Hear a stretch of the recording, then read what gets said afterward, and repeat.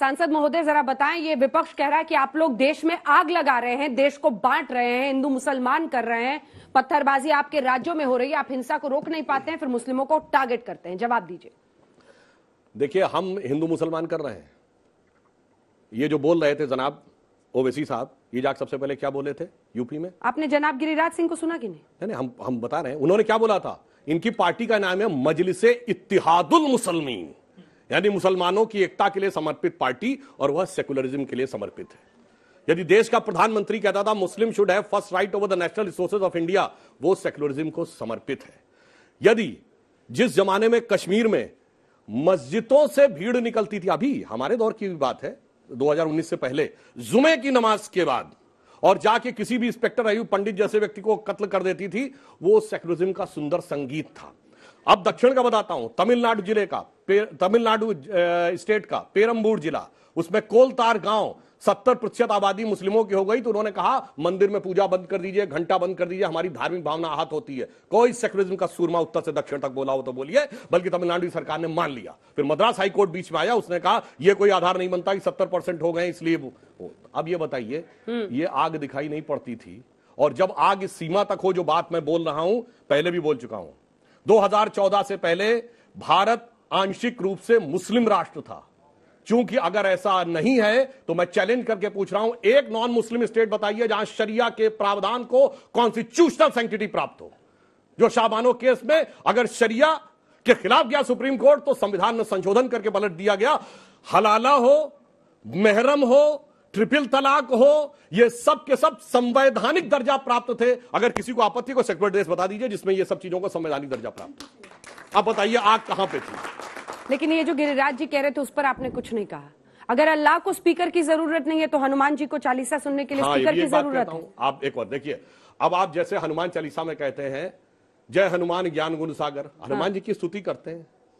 अब हमारे मन की बात है, अजान में क्या कहते हैं? अजान में क्या कहते हैं? अशहदु इलाहुल्लाह, अल्लाह के अलावा कोई इबादत के लायक नहीं है। अशहदु मोहम्मद रसूलुल्लाह का अर्थ यह हुआ कि रसूल के अलावा, मोहम्मद साहब के अलावा कोई पैगंबर नहीं है। तो जैनों के 24 तीर्थंकरों का अपमान, सिखों के 10 गुरुओं का अपमान, हिंदुओं के 10 अवतारों का अपमान आपके मन में है। घर में आपको प्रॉब्लम अजान से है, लाउड स्पीकर से नहीं है। मतलब अजान से प्रॉब्लम? मैं बता रहा हूं, लाउड स्पीकर से सही बात बोलिए ना, फिर बता रहा हूं, सुनिए। तो घूम फिर के क्यों पहुंच रहे हैं? आपके मन में है कि मेरे पिताजी सबसे लायक है, मैं अपने घर में कहूंगा। अब आप ये कहें कि मैं दुनिया भर को सुनाऊंगा, मतलब बाकी के नालायक हैं, तो इस बात से प्रॉब्लम है। शुभ्रांश राय जी नहीं कर रहे वो हिंदू मुस्लिम, आप लोग कर रहे हैं। देखिए अंजना जी, ऐसा है कि 8 साल हो गया भारतीय जनता पार्टी के गर्भ से विकास नहीं पैदा हुआ। जो पैदा हुआ हमेशा वो हिंदू मुसलमान था, या पाकिस्तान था, या हलाला था, या जो भी और भी शब्द इन्होंने बहुत सारे शब्द यूज किए, वो सब पैदा हुआ। 2 बड़ी बड़ी बातें हैं। मैं क्लास 3 उनमें रहा होगा गांव के स्कूल में, तो मैंने कबीरदास की कुछ 1-2 लाइन मुझे याद है कि काकड़ पाथर जोड़ के मस्जिद दियो बनाए, ताचड़ मुल्ला बाग देत क्या बहरा हुआ खुदा। ये उस समय हमने पढ़ा था, अभी तक याद है। सेम सिचुएशन आज इन्होंने पैदा कर दिया पूरे देश में। 1 मिनट मैं बोल लूं सर प्लीज। कबीरदास जी आज होते तो फतवा जारी हो जाता। सर प्लीज, अब देखिए पंडित जी, मुझे मालूम है कि आप ज्योतिष हैं, आपको अगले 1 घंटे बाद क्या होना है वो जानकारी है, लेकिन कम से कम थोड़ा तो धैर्य रखिए प्लीज, सम्मान है। अब दूसरी सबसे बड़ी बात यह है, ऐसा हमने सुना था आज, अंजना जी सबसे बड़ी दिक्कत जानती हैं क्या है? अगर उत्तर प्रदेश और बिहार के गांव में 24 घंटे का अखंड रामायण होता है ना, तो रात को कोई रामायण पढ़ने वाला मौजूद नहीं है।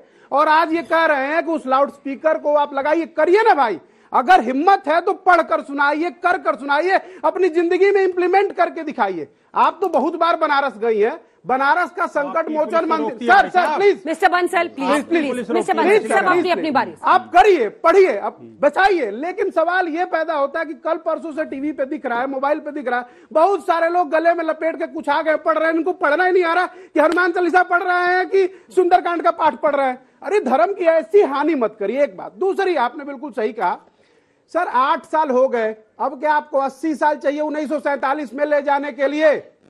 आप आए थे देश का विकास करने के लिए, आए थे 5 ट्रिलियन की इकोनॉमी को लेने के लिए। बदले में आपने देश को क्या दिया? 100 रुपए लीटर से ऊपर का डीजल, 100 रुपए लीटर से ऊपर का पेट्रोल, 1000 रुपए ऊपर से लीटर का सिलेंडर। और उससे बड़ी बात, बुजुर्गों की दवाई महंगी कर दी। और दिल्ली जैसे शहर में शिक्षा तो महंगी हुई हुई, साथ में किताबें महंगी कर दी। जब महंगाई पे आपसे बात की जाती है, आप लेकर हलाला हिंदू मुसलमान पाकिस्तान चलने लगता है। अरे भैया, कुछ पढ़े लिखे भी लोग आपकी पार्टी में है।